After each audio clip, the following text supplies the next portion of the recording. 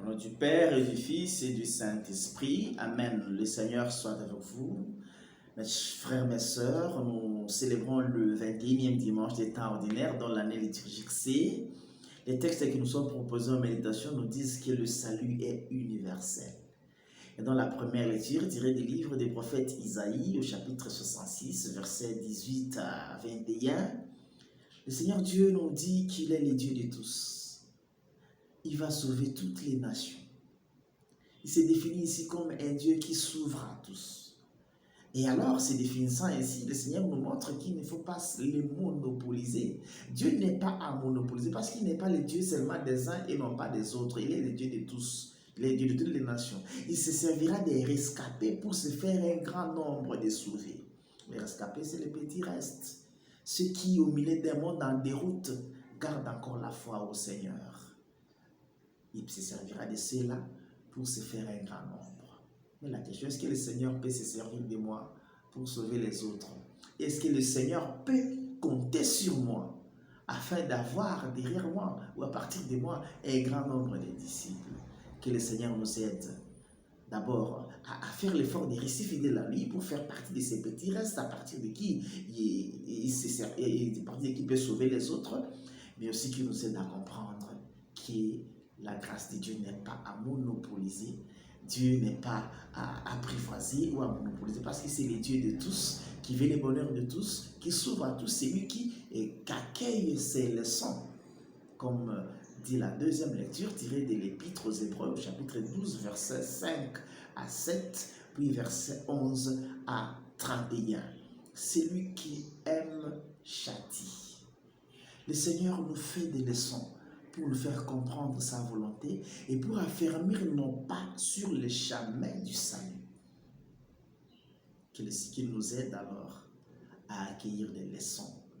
Parce que comme il nous aime, il ne manquera pas de nous donner les leçons. Comme dit d'ailleurs le livre de la sagesse au chapitre 6. Nous passons par le fait pour que nous puissions être affermis dans le chemin que le Seigneur nous a tracé.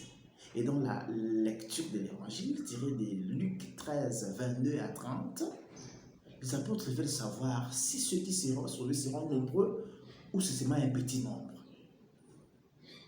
Jésus répond, pas par oui, pas par non, mais il dit, efforcez-vous d'entrer par la porte étroite. C'est-à-dire, notre travail, notre fonction n'est pas de juger les autres, pour tracer déjà leur destinée, pour tracer leur avenir, s'ils seront sauvés ou pas. Pour dire, bon, celui-là c'est un diable, il va au feu de la géhenne, ou celui-là ira au salut. Non, notre travail, c'est de nous convertir chaque jour. C'est de suivre les leçons du Seigneur. C'est de garder la volonté du Seigneur. C'est ça notre travail.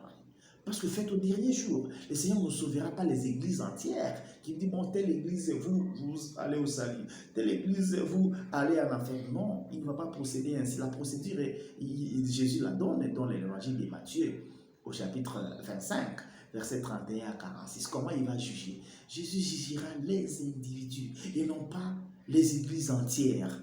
Non, à nous de faire l'effort, de nous repentir au jour le jour, de nous convertir au jour le jour, parce que la conversion n'est pas un acquis.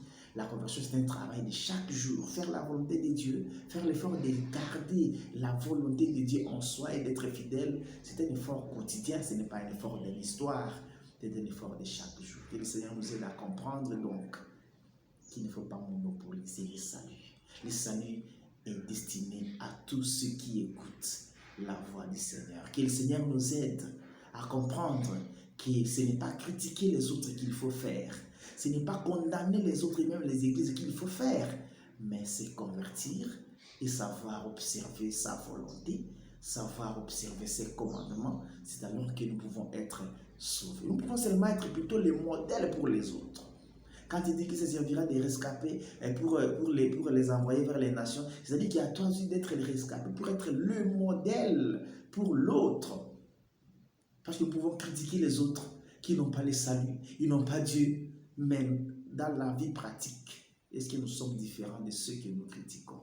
Que le Seigneur nous aide à accueillir ce salut qui est universel, qui nous aide à nous convertir chaque jour, à suivre ses leçons afin d'avoir le salut. Bon dimanche à toutes et à tous. Que Dieu Tout-Puissant vous bénisse et vous garde, le Père, le Fils et le Saint-Esprit. Amen.